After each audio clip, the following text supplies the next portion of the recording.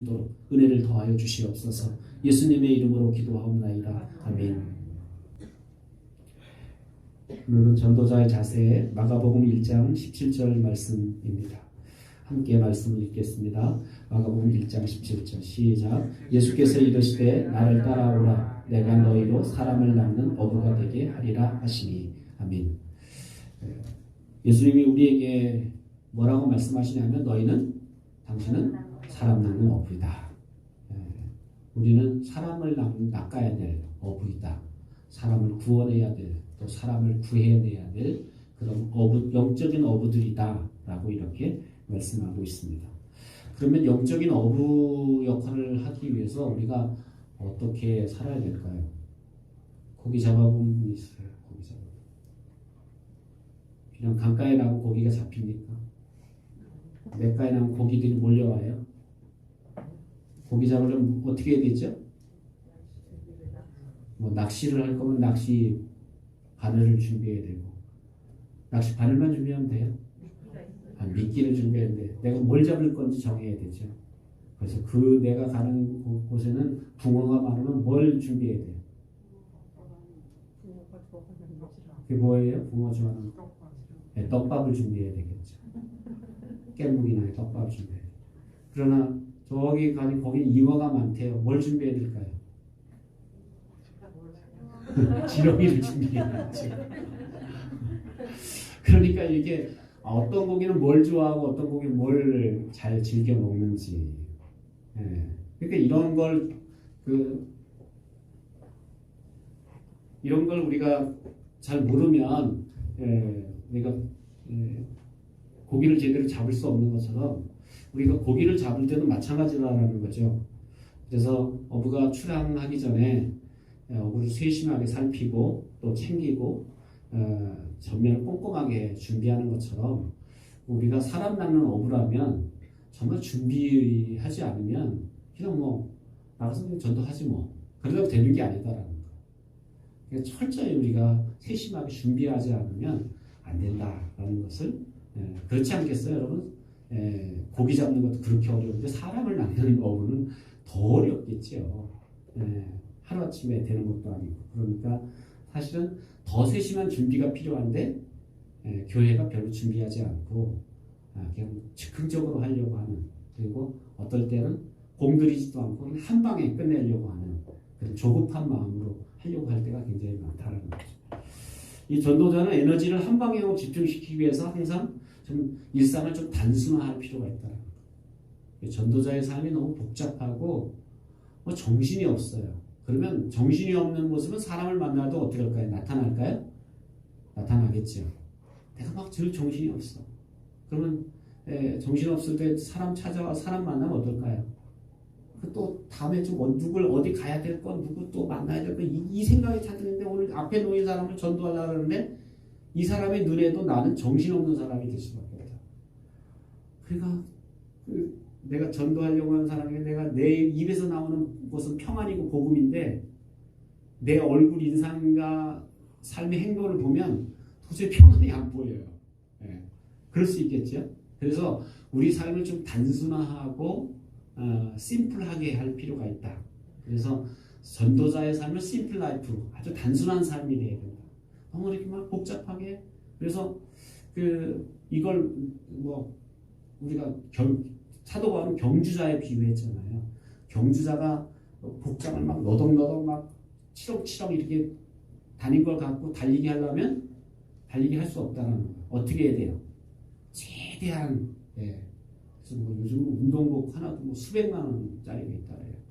그 얇은 옷이 그게 정말 입은 듯 안 입은 듯 바람 저항에 전혀 이게 저항받지 않도록 하기 위해서 그렇게 신발도 수천만 원, 2천만 원을 넘는 그 육상선수 운동한 2천만 원이 넘는 거예요. 그러니까 사실은 얼마나 세심하게 준비하고 몇 초도 아니죠. 몇백 분의 1초 막 이걸 단축시키기 위해서 얼마나 많은 수고와 애씀과 노력이 필요한지 모른다는 거예요. 집중해야 된다는 거예요. 단순화해야 된다. 복잡하면 집중할 수 없어요. 단순해야 돼요. 나는 복음 전하기 위해 산다. 이게 단순하면 모든 게 거기에 초점이 맞춰지는 거예요. 모든 게 복음 전하는 거. 이게 나의 초점이야. 그러면 내가 어딜 가도 복음 전하는 그게 관심이 있고. 근데 이 관심과 생각이 막 사방팔방 너무 복잡해. 그러면 복음 전하는 게 그냥 한순간에 그냥 뭐 프로그램처럼 행사처럼 될 수밖에 없다라는 거죠. 먼저 그래서 그러기 단순하려면 규칙적인 생활 원칙을 세우는 게 필요하다라는 거죠. 좀 생활을 너무 복잡하게 하지 말고 생활에 아주 틀이 딱 잡히도록.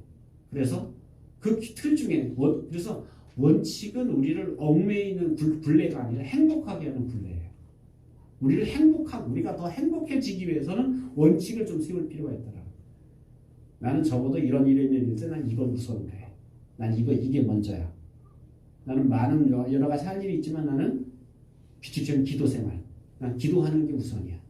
기도하는 게 먼저야. 하고 그래서 지난 시간에도 말씀드렸지만 복음 전하려고 할 때 제일 중요한 게 복음 전하는 게 제일 잘하는 게 뭐라 그랬어요? 전도하기 전에 전도하는 교회는 기도하는 교회다. 기도가 그러니까 뭔가 기도에 열정이 있어야 영혼을 향한 기도가 있어야 결국 전도도 할 수 있다라는 거죠. 그래서 우리 삶 속에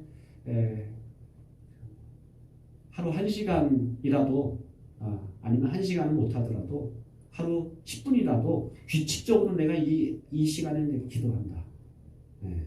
그래서 옛날에 보면 학교에서는 그런 모임이 있어. 국기 개양대 기도 모임이 있었어요. 국기 개양대 기도 모임이 뭐냐면 국기를 보고 뭐 기도하는 게 아니라 국기 개양대에서 뭐 해요? 5시가 되면 애국가가 흘려나오면서 이렇게 나는 자랑스러운 이러면서 이렇게 그거 나오잖아요. 방송이 나오잖아요. 요즘은 그거 안 하잖아요. 근데 옛날에 그거 나올 때는 학생들이 짜는 거예요. 우리가 그때 딱 수업하고 기도한다. 학교 복음화를 위해 기도한다. 직장 복음화를 위해 기도한다.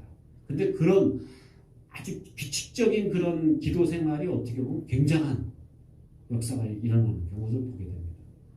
그러니까 무슬림들을 위한 무슬림 기도 40일 라마단 기도 보면 영라마단 기도죠. 이슬람은 라마단 하는 동안 반대편에서 우리는 기독교인들이 영라마단 기도를 할 때 그럴 때 라마단 가운데 놀라운 그 해교들이 이렇게 꿈 중에 주님을 만나는 경우도 있고 그래서 이렇게 돌아오고 그들의 목회자 이맘이 막 회개하고 돌아오는 역사들이 나타나는 거 보면 이런 것들을 보면 이 규칙적으로 기도하는 게 얼마나 중요한가. 여러분 밥은 어떻게 먹으세요? 가물에 콩 나듯이 드세요? 하루 세 끼 그냥 꼬박꼬박 대부분 정해진 시간에 하루 한 끼는 드시죠. 아무리 안 드셔도 하루 한 끼는 드시는 거예요.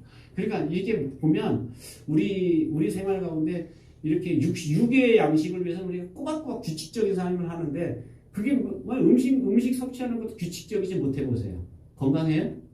건강할 수 없다. 규칙적일 때 건강해지는 것처럼 영적인 것도 마찬가지예요. 기도 생활에 규칙적으로. 난 쓰러져도 교회 나가 쓰러진다. 난 졸더라도 교회 나가서 존다. 잠이 너무 쏟아질 때가 있어요. 새벽에 보면 아주 어떻게 보면 이렇게 아주 그 기계처럼 나는 주님 앞에 있는 나는 주의 계집종이니 할 때 그 계집종이라는 뜻은 나는 주의 뜰레이오니 나는 주님의 기계이오니 주님의 도구이오니 이런 의미다라는 거. 그러니까 그런 마음으로 우리가 그렇게 하나님 앞에 규칙적인 삶을 좀 살 필요가 있다. 여러분 감리교도라는 메소디스트라는 이 감리교도의 이름이 뭔지 아세요? 규칙쟁이들. 따라요. 규칙쟁이들. 그러니까 요한 웨슬레가 보면 딱 요한 웨슬레 보고 시간을 맞출 정도야.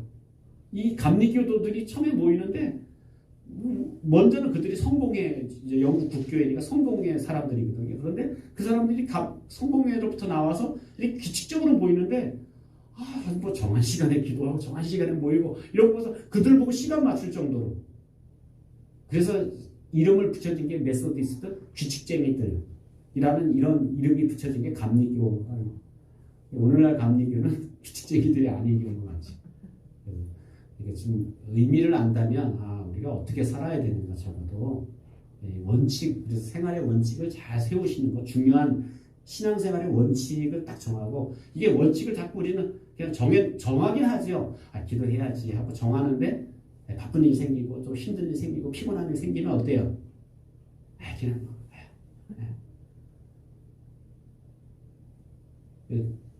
저희 집 얘기지만 우리 집사람하고서 이제 저녁에 기도하자 그래놓고 제가 어떻게 된 거야? 기도하려고 올라올 생각을 하네. 내가 이제 가끔 이제 그러는데 이게 정해놨으면 그냥 그게 어떨 때 시간 없으면 10분이라도 엎드려서 기도하는 이런 어떻게 보면 그 원칙을 그렇게 세우는 것도 중요하지만 그 원칙을 얼마만큼 지키느냐가 굉장히 중요하다. 그래야 우리 속에 건강한 영성이 회복될 수 있다라는 거죠. 내 안에 비밀을 제거하고 삶의 경륜을 투명하게 해야 된다. 이렇게 삶이 이렇게 복잡하고 이렇게 뭔가 이렇게 이 사람을 보면 투명한 사람은 이게 만나면 편안하고 좋아요. 근데 이렇게 숨기는 거 있는 거 같고 비밀이 많은 거 같고 이러면 만나는 사람마다 이게 불편해요. 사람이. 제가 말하는 거 이해가 되세요? 네. 이해되세요? 어떻게 이해하셨어요? 네? 이렇게 뭔가 이렇게 가리는 게 많고 이게 투명하지 않으면 숨기는 게 많으면 사람을 만날 때 이렇게 편안하지 않다라는 거죠. 그래서 이게 좀 삶이 단순해지고 그러면 비밀도 없어지고 내 자신을 개방할 수 있게 되고 그리고 삶이 이렇게 투명해지는 거예요. 이건 숨겨야 되고 이거 몰래 해야 되고 누가 볼까 무섭고 이런 게 없어지기 시작하면 만나는 사람들에게 편안함을 줄 수 있다라는 거죠. 두 번째로 이제 전도자가 이렇게 삶의 자리를 좀 이렇게 정리해야 되고요. 두 번째로는 화목한 가정을 유지하는 것, 또 삶의 목표와 가치를 공유하는 게 굉장히 중요한데 직장에서는 직원들과 삶의 목표를 공유하고 직장에서 동료나 직원들에게 나는 이것을 위해 산다.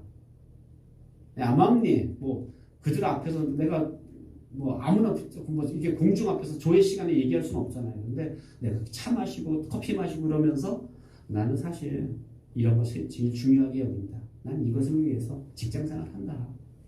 이렇게 자기 삶의 목표가 뭔지를 이렇게 좀 공유할 필요가 있다는 거예요. 저 사람 그럼 저런 사람이구나. 이해가 된다라는 거예요. 그러면서 회식 때마다 이게 술도 안 마시고 그러니까 기독교인들이 어떨 때는 이렇게 미움 받을 수 있잖아요. 그런데 오히려 이렇게 교제하면서 내 삶의 목표가 뭔지를 이렇게 자연스럽게 이야기하고 나누면 내 주변에 뭐가 생겨요? 내 편이 생긴다. 내 편이. 나를 이해해주는 사람이 생기는 거예요. 그러면 결국 내가 위기에 있을 때 도와줘요. 저도 그런 경우 많이 봐요. 저희가 이렇게 제 삶을 저는 이렇게 오픈을 잘하니까 이야기를 쭉 제 삶의 스토리 이야기하고 그러면 제가 부대 같은 데서 옛날에 군대 생활할 때도 보면 이렇게 한참 고참들한테 제 얘기를 수술 이렇게 하고 나면 그분들이 이렇게 제가 이렇게 어려움 당할 때 이렇게 건져줘요, 빼줘요. 너는 이렇게 살아야 되잖아. 넌 교회 가야 되잖아. 그럼 너 이리 나와. 빨리 교회 가. 그리고 내보내주기도 하고 이런 경우들을 보게 됩니다. 그러니까 내 삶의 목표를 이렇게 공유하게 되면 굉장히 나의 지원군이 될 수 있다. 가정에서도 마찬가지예요. 아내와 자녀, 남편과 자녀도 되고요. 집안 형제들, 친인척 가운데 비전을 좀 나눌 필요가 있다. 우리 집이 이렇게 됐으면 좋겠어. 지금 좀 신앙생활 잘 안 하더라도 나는 우리 엄마 아빠 이렇게 모든 가족들이 다 하나님 편을 예배하는 날을 난 그리고 있어. 난 그런 날이 들어왔으면 좋겠어. 난 너희들이 그렇게 함께 나와서 예배하는 것, 난 그걸 늘 그리고 있어. 이걸 듣든지 말든지 이렇게 자꾸 내 삶의 소원들을 이야기하라는 거야. 그러면 아이들 속에 그게 흘려 듣는 것 같지만 내가 엄마는 우리를 향한 엄마의 목표는 저런 거구나. 이게 느껴지게 되고 그러면 어느 순간 엄마가 생각날 때 교회로 가야 되는구나. 이런 마음이 들 수 있다라는 거죠. 그리고 교회 식구들과도 삶의 목표와 가치를 공유하는 거예요. 뭐 교회인들하고 다 올바른 목표를 위해 사는 건 아니니까요. 그래서 교회 사랑방 모임 가운데서는 나는 이렇게 살았으면 좋겠다. 내 남은 인생은 이것을 위해서 드려졌으면 좋겠다. 이렇게 삶의 목표와 가치를 좀 공유하는 것이 필요합니다. 그 이유는 시너지 효과. 왜냐하면 그 목표를 이야기하면 그 목표에 동조하는 사람들이 내 편이 되고 함께 돕는 자가 된다는 거죠. 그래서 전도의 열매를 맺게 하는데 훨씬 더 유익하게 쓰임받을 수 있습니다. 가장 든든한 지원자는 누구예요?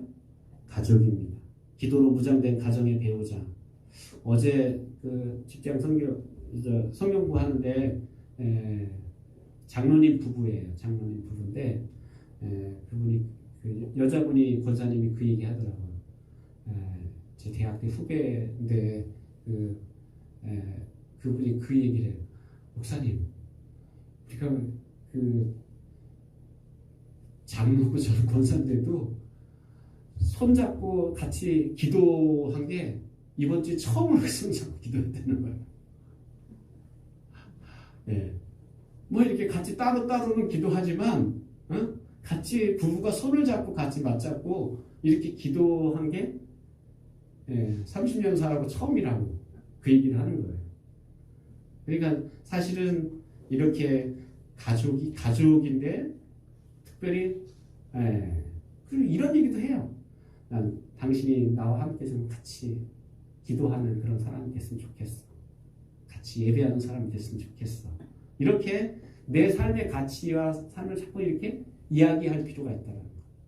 뭔 소리야 듣기 싫어 그래도 듣든지 말든지 이렇게 자꾸 이야기하면 그게 암암리에 그게 하나님이 영이 역사하면 그게 마음에 막 꽂혀요.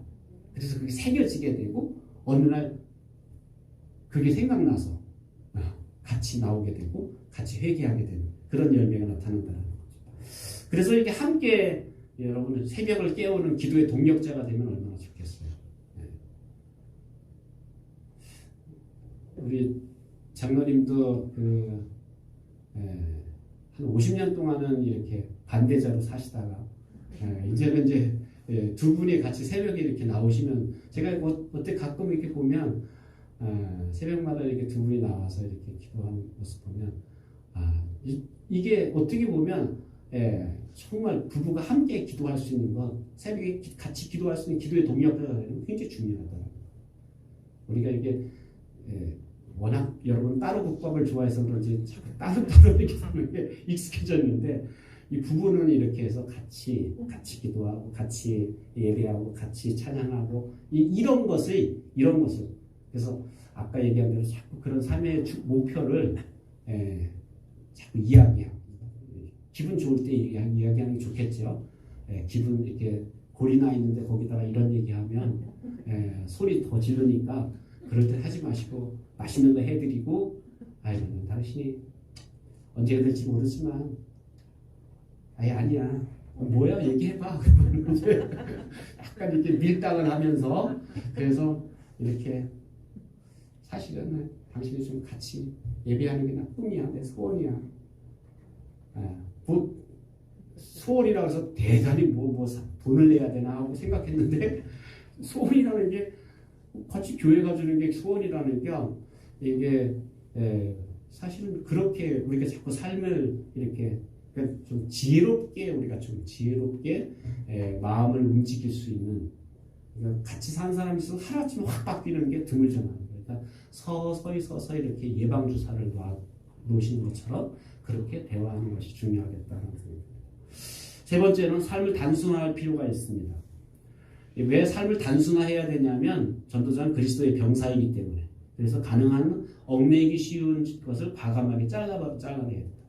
너무 막 얽매이고 막 붙잡히는 게 너무 많으면 우리가 앞으로 나아가지 못한다. 주님이 이렇게 부르시는데 얽매인 게 많으면 나 이것 때문에 못해요. 저것 때문에 못해요. 오늘 밭을 갈아야 돼요. 오늘 뭐 친구 만나야 돼요. 오늘 소를 사야 돼요. 뭐 이렇게 바쁜 일이 너무 많으면 내가 앞으로 병사인데 부르심 앞에 내가 달려갈 수가 없다는 거죠. 일 중독에 빠질 것을 경계하고 일을 잘 조율해야 됩니다. 일을 하다 보면 저도 그래요. 일을 하다 보면 이게 중독성이 있어요. 제가 그 이제 뭐지 앞에 테라스 작업 오늘 다 마무리 졌는데 어제 막 파스 붙이고 잤는데도 아침에 막 한도 가셔서 막 일어나지 못해요. 그래서 운동을 나가려다 그리고 한 2시간 더 누워 있었어요. 그런데 이 생각 속에 저거 추석감사절 전에 마쳐야 되고 전도 행사하기 전에 마쳐야 된다는 생각이 여기 속에 있으니까 이게 뭐 가만히 누워 있을 수가 없는 거예요. 우리 집사람 막 하지 말라고 허리 그런데 어떻게 일을 하냐고 하냐고 그런데 일을 이제 그래서 이제 목사님한테 오늘 와줄 수 있냐고 이제 전화를 하고 이렇게 해서 이제 또 우리 정익수 권사님 남편 그 오시고 그래서 이제 이렇게 증거사님 오시고 그래서 일이 이렇게 진행되면서 제가 처음에는 이렇게 막 좀 아프면서 이렇게 견디면서 했는데 어느 순간 일하다 보니까 아픈 것도 모르는 거예요. 그래서 우리 집사람이 그 마목사님한테 그렇게 오늘 아침에 저렇게 아프다 그랬는데 그러니까 마목사님이 그래도 아마 일하면서 다 잊어버렸을 거예요.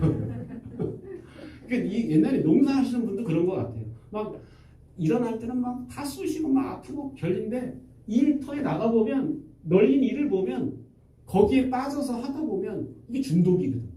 일을 하다 보면 이 아픈 걸 잊어먹고 그냥 일을 하는 거야. 무슨 몰핀 맞은 것처럼. 그래서 이렇게 사람이 이렇게 일에 빠지기가 쉬워요. 일 중독에. 조금만 더 이렇게 완성된 걸 자꾸 하다 보면 이 일 중독에 빠지기 쉬운데 그래서 한 가지 일에 빠지면 다른 것이 눈에 들어오지 않는 경우가 굉장히 많습니다. 다른 걸 자꾸 잊어먹게 돼요. 그래서 주의 일에 열심히 있던 사람들도 세상 일에 한번 빠지고 나면 예배에 빠지고 또 세상 일에 열심을 내는 그런 경우들을 우리가 보게 됩니다. 그래서 뭐 처음에는 한 번, 두 번 그 마라톤 하는 거에 한번 빠진 사람 제가 봤는데 마라톤 하는 거에 빠지고 되면 뭐 마라톤 하는 날은 막 아침에 새벽에도 나와서 예배하고 가요. 근데 그 다음에 마라톤 할 때는 새벽에도 안 나와요. 그 다음에 할 때는 금방 점점 이제 예배가 점점 멀어지기 시작하는. 그러니까 거기에 빠지게 되면 그래서 제가 1년에 50번을 다니는 걸 봤어요. 하여튼 전국적으로 뭐 하여튼 하프 이상 마라톤 대회가 있다면 다 쫓아다니고 다 뛰는 거예요. 그러니까 내가 아니 그래도 그게 뭘 나온다고 이렇게 뛰어다니냐고 하면 그거에 이렇게 빠진 거예요. 중독이 된다. 디모데전서 6장 7절 8절 같이 읽겠습니다. 우리가 세상에 아무것도 가지고 온 것이 없음에 또한 아무것도 가지고 가지 못하리니 우리가 먹을 것과 입을 것이 있은즉 족한 줄로 알 것이다. 너무 빠지지 말라. 있는 것 족한 줄 알고 조금 더 이거 하다 보면 나도 모르는 사이에 이렇게 욕심이 잉태해서 결국 이렇게 중독에 빠지는 그런 경우들을 보게 됩니다.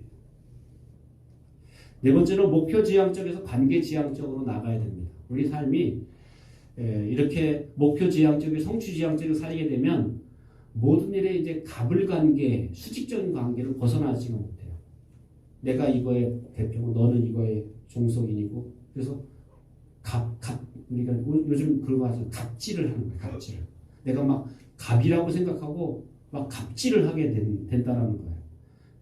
그래서 결국 이 세상 누구도 사실 갑으로만 살 수 없고 내가 언젠가 을이 될 수도 있잖아요. 그래서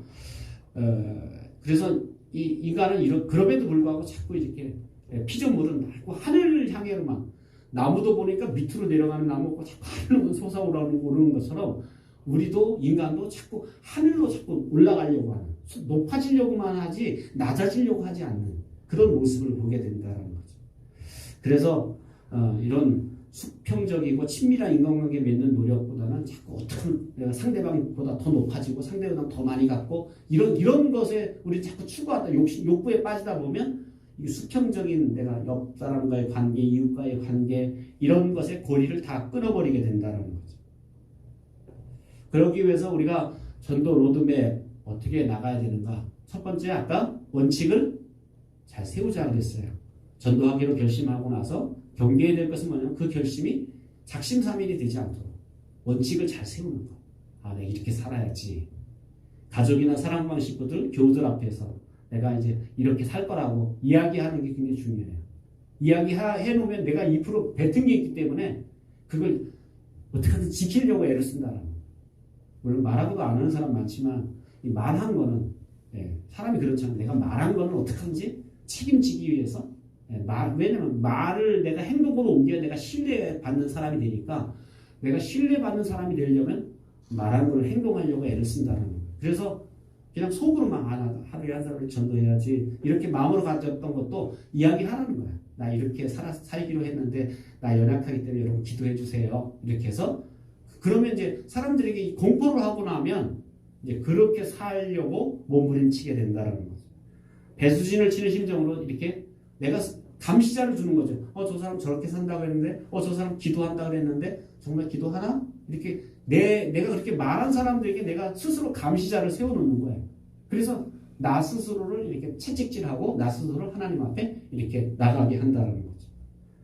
뭐 예를 들면 매일 한 사람 이상에게 하나님의 은혜를 나누겠습니다. 나에게 주신 하나님의 은혜를 내가 한 사람 이상에게 누구를 만나든지 하나님의 은혜를 나누겠습니다. 뭐 이게 너무 힘들면 나는 매주 한 사람 이상에게 하나님의 은혜를 나누겠습니다. 이게 나에게 주신 은혜를 이제 나누겠다. 이게 복음전도 아닙니까? 그래서 은혜를 내가 이렇게 하나님의 은혜 때문에 이렇게 감사해요 하고 은혜를 나누는 삶을 살겠다라고 이렇게 뭔가 원칙을 세우는 것이 중요해요. 그 구세군 창시자 이름이 갑자기 생각이 안 나는데 그 구세군 창시자 그분은 하루에 꼭 한 사람에게 전도하기로 이렇게 마음을 먹었죠. 근데 어느 날 막 비가 쏟아지는 억수같이 쏟아지는 날인데 저녁에 9시에 들어왔는데 전도를 못한 거예요. 어떻게 했을까요? 그 길로 나갔어요. 밖으로 나가서 버스 정류소에서 어떤 사람을 만나면 복음을 전했는데 그 사람이 나중에 귀하게 쓰임받는 일꾼이 됐다고 해요. 그러니까 이렇게 어떻게 보면 복음 전하고자 하는 이런 열망, 원칙을 세우고 그 원칙대로 이렇게 사는 거죠. 두 번째 로드맵은 전도는 가장 가까운 사람부터 하자는 거예요. 멀리 있는 사람이 아니라 시작할 때 언제 어디서 누구에게 할 것인가 이거 정해야 되는데 가까운 사람부터 여러분이 교회 나오기 전에 주변에 교우들이 있을 수도 있습니다. 그런데 그들이 한 번도 교회 가서 권유하지 않은 경우도 있어요. 정현숙 권사님은 옆에 교우들이 있었나요? 있었죠? 네. 교회 나가자 그랬어요. 그럼 어떻게 나왔죠?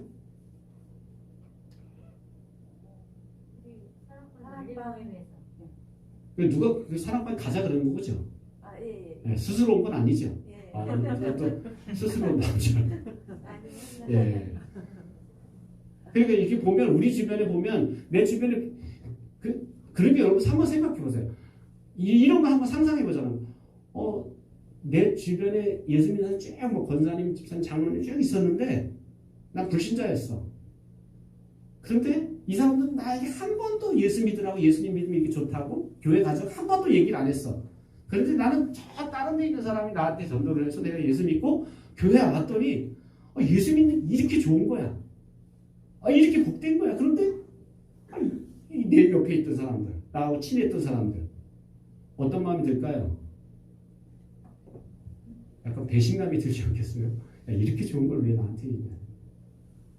그런 마음을 갖는다면 내 주변에 가까운 사람에게 먼저 이야기하자라는 거예요. 이야기하자. 그래서 예수 그리스도. 그래서 어떨 때는 이렇게 농담하고 이렇게 친하게 지내던 사람, 친구들, 가까운 친구라도 어떨 때는 좀 내가 마음을 이렇게 진정해서 이렇게 직언을 하는, 이렇게 제대로 이렇게 이야기하는 너가 이렇게 지금 20년 지기로 이렇게 친한 친구지만 너가 정말 예수님 믿었으면 좋겠어. 그래서 함께 신앙생활 했으면 참 그게 소원이야. 하고 뭔가 이렇게 복음을 나누고 전하는 그런 계기가 필요하다는 거죠. 세 번째 로드맵은 일터가 최적의 선교지고 황금어장이에요. 내가 일하는 곳, 내가 일터가. 그래서 믿음의 분량을 따라 전도의 영역을 찾아야 되는데 로마서 12장 3절입니다. 시작. 내게 주신 은혜로 말미암아 너희 각 사람에게 말하노니 마땅히 생각할 그 이상의 생각을 품지 말고 오직 하나님께서 각 사람에게 나누어 주신 믿음의 분량대로 지혜롭게 생각하여. 대부분의 성도들이 가장 많은 시간을 보내는 곳이 어디예요? 일터라는 거예요. 일터에서 가장 많은 시간을 보내요. 그래서 그 일터가 가장 큰 황금어장이다.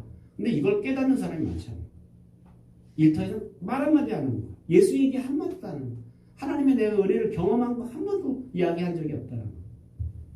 그래서 어떤 경우 심각한 경우는 그분이 장로님이었어요. 제가 그런 얘기 들어봤어요. 그분이 장로님이었어요. 네. 이렇게 의아하게 생각하는 것 두 가지 의미가 있겠죠. 어떻게 장로인데도 한 번도 예수 믿으라는 얘기를 안 했을까라는 얘기도 의아할 수 있지만 또 한 가지는 예수 믿는데 어떻게 저렇게 살 수 있을까? 술 다 마시고 노는 거 다 하고 이렇게 사는 분도 있을 수 있다. 놀랄 수 있다는 거죠.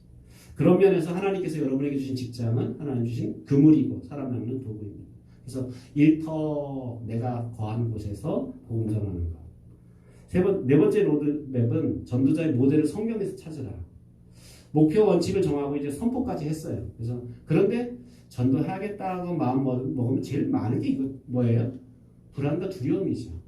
불안과 두려움이라는 게 뭐냐면 내가 그 예수님이 얘기했을 때 내 친한 친구가 혹시 싫어하면 어떡하는가. 그리고 평상시 그나마 이렇게 친했던 관계가 금이 가면 어떻게 하는가. 뭐 이런 생각을 우리는 많이 해요. 그렇기 때문에 거절당할 것 같은 그런, 만약에 내가 예수 얘기하는데 그 사람 너무 좋아할 것, 그게 99%라. 그럼 왜 말을 안 하겠어요? 그럼 두려움이 생기겠어요? 두려움 같은 거 없겠죠. 그런데 대부분은 어떤 두려움이 있냐면 거절당하면 어떡하는가. 그래서 또 관계가 전보다 더 멀어지면 어떻게 되는가. 뭐 이런 두려움과 불안 때문에 우리가 쉽게 복음을 전해야 되지, 내가 은혜를 나눠야지 이런 결심을 했지만 제대로 하기 어렵다라는 거예요. 전도하는 과정에서 비방의 말을 듣거나 또는 부족한 자신의 한계를 느끼게 되면 비록 절망감이 들 수밖에 없습니다. 나 같은 사람이 예수님 전하면 비웃지 않을까? 상대방이 비방하면 어떡하지? 이런 뭐 자기 열등감이나 죄책감의 실체를 똑바로 근데 볼 수 있어야 됩니다. 내가 이 열등감이나 나의 죄책감의 실체가 뭔가. 그런데 요한복음 4장에 보면 수가성 여인이 어땠어요? 이 사람은 남편이 몇 명이 있었던 사람이에요? 남편을 몇 명 바꿔치기 했던 사람이에요? 네, 5명을 바꿔치기. 지금 6번째 있는 남편도 내 남편 아니다. 이 얘기는 6번째도 지금 얼마 안 있으면 할 그런 여인이에요. 그러니까 어떻게 보면 이 여인의 삶에는 그걸 수치로 말할 수는 없지만 하여튼 훨씬 더 어떻게 보면 얼굴을 들지 못해. 그래서 얼마나 창피하고 부끄러웠으면 사람들이 다 잠자고 있는 오침 시간에 물을 들어 나왔겠어요. 그런데 거기서 예수님 만났고 복음을 만났어요. 그러니까 어떻게 해요? 물동이를 집어던지고 동네로 뛰어들어가서 나에게 말한 사람을 와서 보라. 나에게 말한 예수를 와서 보라. 라고 이렇게 와서 보라. 라고 하면서 예수님을 전했다라는 거. 창피함을 무릅쓰고 부끄러움을 무릅쓰고. 그러니까 이런 모습을 보면 우리가 앞에서 이런 불안과 두려움, 내가 나 같은 사람이 이렇게 제대로 신앙생활도 못하는 내가 누가 있게 예수 믿으라 그래 하면서 어떨 땐 죄책감이 들 때도 있고 자괴감이 들 때도 있잖아요. 그런데 이 수가성 여인을 보면 그렇지, 이렇게 이런 여인도 이렇게 예수님 만나고 복음을 만나고 나서 복음을 전했는데 왜 내가 못할 이유가 뭐야? 하고 우리는 이 성경의 인물을 통해서 모델을 통해서 우리 용기를 얻고 복음을 전할 수 있어야 된다. 5번째 해피 굿모닝. 따라서 해피 굿모닝. 이게 무슨 뜻일까요? 해피 굿모닝이 영어가 되는지 안 되는지 모르겠는데 행복한 아침을 시작하자라는 거. 네. 아침에 일어나면서 이렇게 인상 쓰고 험한 말하고 불평불만 터뜨리고 그리고 만나는 사람마다 계속 불평불만해서 인상 쓰고 이 사람은 행복해요? 불행해요? 행복하지 않은 거예요. 그런데 이 사람이 입술에서 복음이 나갈 수가 없는 거지. 복음하고 정반대의 삶을 살고 있는데, 그래서 아침부터 어떻게 하자는 거예요? 해피하게 살자는 거예요. 아침부터 해피하게 사는 방법은 뭘까요? 응? 자주 만나는 사람에게 늘 웃으면서 인사하는 거. 예. 미소로 인사하는 거. 따라서 미소로 인사하는 거. 그래서 저는 이 기독교 영성 중에 중요한 영성이 뭐냐면 인사 잘하는 거. 그것도 미소로 인사 잘하는 거. 예. 옛날에 저는 어릴 때부터 인사하는 것 이렇게 아주 부모님 그 교육, 그 심한 교육을 받았잖아요. 예. 그래서 하여튼 10번이라도 인사하는 법. 예. 그래서 근데 제가 이렇게 그 운동하면서 느낀 게 뭐냐면 인사 잘했더니 사람들이 저를 좋게 보더라고요. 그래서 웃으면서 인사했더니 제가 지난번에 얘기했잖아요. 선생님이시오? 그렇게 묻기도 하고 의사시오? 그렇게 묻기도 하고 그래서 제가 왜 목사 아니에요? 이렇게 묻는 사람은 없었을까라고 캐시마크를 들면서도 예, 내가 속으로 난 목사 같지는 않은 감이지 이 생각을 했는데 웃으면서 미소를 지면서 인사하는 거. 안녕하세요. 인사하는 거. 별 돈 드는 거 아니잖아요.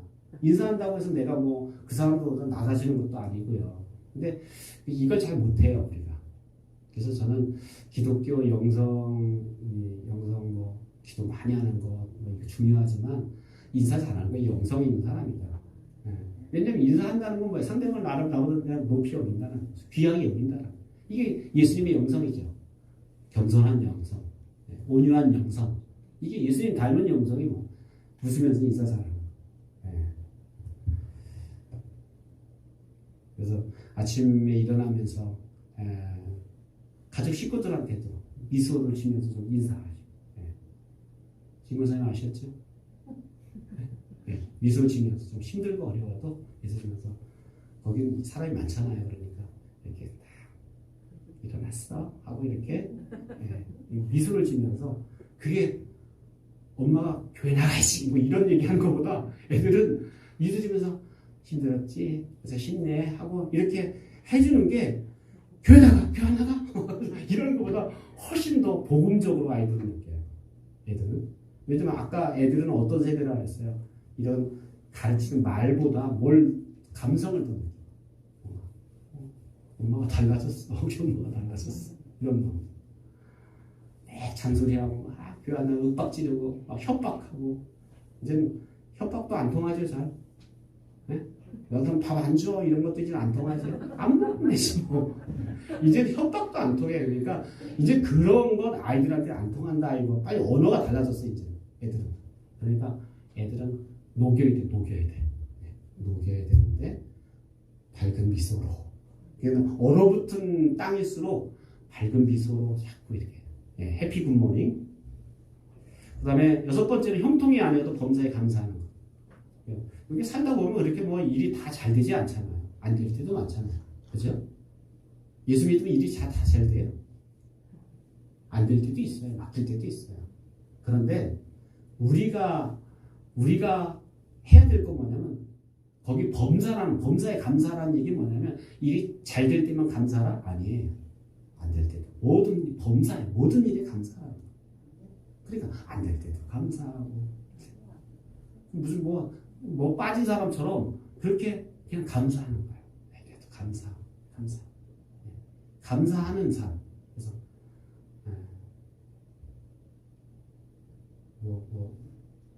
그좀 먼 일 때문에 좀 일이 생각대로 안 됐는데 감사하네. 참 감사하네. 근데 나중에 보니까 돌아놓고 보니까 일이 오히려 더 잘 됐어요. 감사하는 훈련, 감사하는 법을 좀 이렇게 그거 안 됐다고 내 생각대로 내 계획대로 안 됐다고 막 부성하고 막 짜증내고 이러지 말고 그냥 어떤 상황 속에 감사하고. 그래서 솔로몬 때부터 우리에게 유명한 말은 이 또한 지나가리라. 이 또한 지나가겠다. 여러분 지금 막 속이 상하고 힘든 일 만났더라도 이 또한 지나갈 거야. 그래서 그러면서 좀 이렇게 감사한다는 얘기는 뭐냐면 하나님 때를 기다리는 거예요. 그게 지혜예요. 하나님이 해결하실 때를 기다리는 거예요. 내 생각대로 안 돼서 지금 힘들고 어렵지만 그런 건 감사하는 이유는 하나님 때에 반드시 하나님이 하실 것이기 때문에 이 믿음으로 인해서 우리가 감사하잖아요. 7번째, 사회적 성공이 전도 자격증은 아닙니다. 우리 이런 분들이 있더라고요. 아유, 저는 뭐 하는 것 제대로 없고 그런데 어떻게 제가 전도할 수 있겠어요? 저는 좀 옛날에 어떤 분이 그랬어요. 이렇게 남의 집 살면서 어떻게 전도해요? 자기 집 사고도 전도하는데 아직도 집을 못 사셨는데 언제 전도할지 모르겠어요. 그래서 이렇게 뭔가 이게 복음 전하는 게 무슨 자격이 필요한 게 아니다라는 거죠. 그렇지 않겠어요? 무슨 스펙이 전도의 나이가 무슨 필요하겠어요? 오직 실행만이 필요하다. 왜냐하면 하나님이 하시기 때문에. 전도는 내가 하는 게 하나님이 하시기 때문에 여러분의 자격 따질 필요가 없다는 거예요. 그 다음에 8번째로는 실패 현장에서의 대화입니다. 이 대화를 보면 이게 실패할 대화인지 성공할 대화인지 알 수 있어요. 여러분 대화하는 습관을 좀 잘 생각해 보세요. 대화는 정말 소통의 핵심인데 그래도 대화가 안 되는 이유가 뭘까요? 여러분 대화가 잘 되세요? 가정에서? 네? 이웃과는 그래도 잘 되시죠? 근데 가정에서 잘 대화가 되세요? 잘 안 되시죠? 안 되는 이유가 뭘까요? 좋은 관계가 형성되지 않았기 때문에 안 돼요. 네. 그러나 이제 밖에 나가서는 이미 그것을 내가 주의하고 있기 때문에 참 이렇게 어떻게 보면 조심하기 때문에 상대방이 실망을 안 주기 때문에 그냥 좋은 관계가 됐기 때문에 대화가 되지만 가정에는 실망을 너무 많이 시켰어. 너무 마음에 상처를 많이 줬어. 그러니까 대화가 단절되고 안 된다는 거예요. 그래서 대화의 성공 방법은 좋은 관계를 먼저 만드는 게 필요하다는 거예요. 그래서 전도의 시작은 관계 맺기입니다. 관계 맺기 첫 단계는 질문과 경청인데 일방적으로 주장하거나 특정 사실을 주지시키는 건 대화가 아닙니다. 옛날 전도 방법이랑 내가 다다다다 상대방 들을 생각도 안 하는데 상대방 바빠서 막 얼른 간다 그러는데 나는 계속 쫓아가면서 예수 믿어야 돼, 예수 믿어야 돼, 예수 하면 지옥 가 이러면서 계속 쫓아가면서 이게 일방적으로 듣기 싫어하는데 얘기하는 거 이건 대화가 아니죠. 그래서 대화라는 건 쌍방 소통이 우선이에요. 그러니까 내 얘기를 들으려고 하는 것을 보면서 대화를 해야지 내 얘기만 계속 다다다다 하면 이거는 대화가 아니다라는 거예요. 이거 지난 시간에 얘기했죠? 대화할 땐 너무 그냥 일방적으로 하지 말라. 상대방 눈치를 보시면서 상대방이 지금 이 얘기 원하는 거 안 하는 거 그걸 눈치가 빨라야 된다. 신뢰관계 형성되지 않은 상태에서 던지는 질문의 실패의 첫 경우입니다. 그러니까 이게 신뢰관계가 안 됐는데 대화하려고 하면 이제 싸우게 되죠. 오해가 생겨요. 현장에서 만나는 사람들 대략 3가지 두드러진 특징이 있는데 현장에서 만나는 사람들 보면 대부분 첫 번째 얘기가 뭐예요? 얘기하려고 하면 바쁘다. 네, 바빠. 시간이 없다는 아주 시간 없는 걸 가난뱅이, 시간의 가난뱅이. 다 시간 없대. 네. 그럼 너 뭐 있는데? 네. 시간 없다니. 두 번째, 돈 벌어야 된대. 지금은 바빠서 돈 벌어야 된대. 지금은 애들이 이제 아직도 대학 다니고 그래서 아직 돈 벌어야 된대. 아직 나한테 교회 나가서 얘기 하지 말라는 얘기죠. 세 번째로 긴밀한 관계를 조성할 수 있는 시간 할애가 어려워요. 좀 이렇게 진지하게 얘기하고 싶은데 정신이 없고 바빠. 시간을 내지 못해. 실패를 분석해보면 사전에 준비 없이 이게 현장에 뛰어들으면 실패하기 쉽고요. 두 번째, 내가 먼저 복음의 씨앗이 되려는 노력을 하지 않아요. 내가 먼저 복음을 경험하고 내가 먼저 복음을 체험해야 되는데 나는 복음을 경험하지. 내 얼굴에 그게 다 쓰여져 있잖아.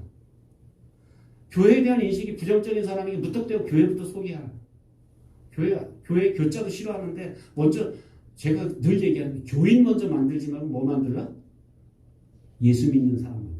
예수 믿게 해야지 교회 먼저 다니게 하려고 하면 문제가 돼요. 왜냐하면 교회에 이렇게 상처받은 사람이 의외로 많아요. 왜 이렇게 교회가 상처를 줬는지 모르겠는데 하여튼 뭐 다니다 보면 심심치 않게 만나는 게 물론 상처 받으려고 애를 썼기 때문에 상처 받았겠지. 근데 그게 상처 받는 사람은요 꼭 상처 받아도 아주 애를 써요. 그러니까 그게 근데 상처를 그렇게 많이 받은 사람이 많다라는 거예요. 그런데 자꾸 교회 얘기부터 하면 나 지금 교회 얘기하려고 하는 게 아니라 예수님 얘기하는 거야. 교회 지금 안 나와 좋아. 근데 예수님 믿었으면 좋겠어. 이렇게 분명히 구분해서 좀 할 필요가 있다는 거야. 지나친 전도의 열정은 상대방을 강요받는 느낌 받게 되면 싫어해요. 막 자꾸 추궁하는 듯이 막 이렇게 뭐 푸시하면 너무 심하게 하면 사람들이 이렇게 거부감을 갖잖아요. 또 한 가지 실패 요인은 한 방에 해결하려고. 요 한 번에 이 사람이 한 방 오늘이 만남이 끝인 것처럼 오늘 아주 그냥 예수 믿고 작정하도록 관계를 풀어나가는 지혜가 없어요. 선택권을 그들에게 주지 않고요. 전략이 없다 보니 기록의 중요성을 알지 못해요. 그래서 상대방에 대해서 이렇게 좀 대화 나누고 그것을 이렇게 차근차근 기록하고 그걸 놓고 기도하고 또 다음에 만나면 어떤 얘기를 하고 다음에 그 사람이 했던 얘기도 잘 기억해 놓고 근데 이런 게 안 되면 그냥 내기만 계속 해버렸기 때문에 상대방이 뭔 얘기인지 몰라요. 그러니까 대화의 기본은 상대방이 했던 걸 내가 기억해줘야 좋은 건데 상대방 그렇기 때문에 때로는 대화한 걸 기록해 놓기도 하고 오늘 누구와 만나서 무슨 얘기 나눴지 어떤 가정에 어떤 문제가 있다 그랬지 그래서 이렇게 지나가면서 얘기했는데 지난번에 그 둘째 아이가 그렇게 어렵다 그랬는데 좀 제가 생각날 때마다 기도했어요. 좀 어때요? 굉장히 그게 이제 이 사람이 나를 위해서 내 부모 형제도 내 일가 친척도 나를 위해서 기도해 주는 사람은 없는데 내 옆에 있는 친한 이웃이 나를 위해 기도해 주는구나. 이게 위로가 된다. 그러니까 그런 때는 이렇게 좀 기록하고 함께 기도해 주는 게 필요해요. 철저한 영적인 전쟁임을 깨닫지 못하기 때문에 실패해요. 그래서 복음 전하는 것 이게 영적 전쟁이다라는 걸 기억하고 우리가 복음 전하는 것에 정신을 차리고 임해야 되겠다. 준비 없이 임하지 말고 기도로 준비하고 이런 것들을 우리 삶 속에서 좀 정리하면서 우리가 전도자로서 그렇게 서는 여러분 되시기를 주의 이름으로 축원합니다. 기도하겠습니다. 우리 같이 함께 1분간만 같이 기도하겠습니다. 하나님, 우리가 복음 전도자로 그렇게 하나님 앞에 서게 해주십시오. 이것은 우리의 열심 때문이 아니라 주님이 우리에게 명령하셨고 우리가 구원받은 기쁨과 감사가 있다면 우리가 이 복음을 나눌 수 있는 삶을 살게 해달라고 하나님 나에게 전도 대상자를 정하고 기도하는 삶을 살게 해달라고 또 내 생활에 단순화시키고 생활의 원칙을 세워서 살 수 있도록 인도해달라고 같이 기도합니다. 사랑과 은혜가 풍성하신 하나님 아버지 은혜와 사랑을 감사합니다. 이 밤에도 하나님 우리를 불러주셔서 하나님 앞에 저희를 세워주시고 인도해주시고 감사합니다. 오늘도 특별히 우리가 계속해서 전도자가 어떻게 살 것인가 어떻게 아버지 하나님 이제 꺼져가는 이 불꽃을 다시 일으킬 것인가 아버지 참으로 전도자의 자세로 어떻게 살아야 되는지 깨닫게 해주시면 감사합니다. 자비하신 하나님 우리 삶을 참으로 단순하게 하시고 우리 삶의 목표를 함께 공유하고 나눌 수 있도록 도와주시고 아버지 그래서 우리 주변에 우리의 영적인 지원자들을 많이 세울 수 있도록 하나님 도우시고 인도해주옵소서. 자비하신 하나님 우리 삶의 서로 원칙을 잘 세워서 그 원칙을 따라서 우리가 참으로 잘 살 수 있는 저희들 될 수 있도록 하나님께서 도와주시고 인도해 주옵소서.